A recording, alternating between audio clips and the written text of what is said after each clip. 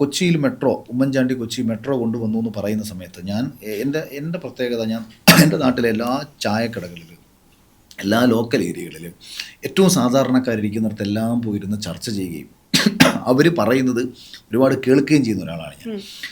അപ്പോൾ അങ്ങനെ ഈ മെട്രോയുടെ ഒരു ഉദ്ഘാടനവുമായി ബന്ധപ്പെട്ടിരുന്ന സമയത്ത് ഒരു കോൺഗ്രസ്സുകാരൻ പറഞ്ഞത് എൻ്റെ അടുത്തിരുന്നു, പിന്നെ ഉമ്മൻചാണ്ടി അവിടെ മെട്രോ കൊണ്ടുവന്നിട്ട് ഇവിടെ പാറമടയിൽ പണിയുമില്ല, കുറേ നാളുകളായിട്ട് മനുഷ്യന് വരുമാനമില്ല, യവന്മാരെന്തോ കോപ്പാ കാണിക്കുന്നത്, ഒരു കോൺഗ്രസ്സുകാരൻ പറഞ്ഞതാണ്.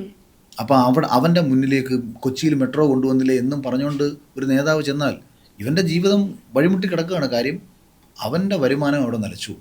അപ്പോൾ ഒരു സാധാരണക്കാരൻ, ഇപ്പം തൊഴിലുറപ്പ് പോയി ജീവിക്കുന്ന ഒരു സാധാരണ സ്ത്രീ, അവരെടുത്ത് നിങ്ങളിപ്പം തൊഴിലുറപ്പെന്ന് പറയുന്ന പദ്ധതി ഇല്ലാതാക്കിയതിന് ശേഷം ഞങ്ങൾ സ്ത്രീ സമത്വത്തിന് വേണ്ടി, സ്ത്രീ ശാക്തീകരണത്തിന് വേണ്ടി ഞങ്ങൾ അങ്ങനെ ചെയ്യുന്നില്ലേ, ഞങ്ങൾ ഇങ്ങനെ ചെയ്യുന്നില്ലേ എന്നൊക്കെ പറഞ്ഞാൽ ഇവർക്കിത് വർക്കാവത്തില്ല.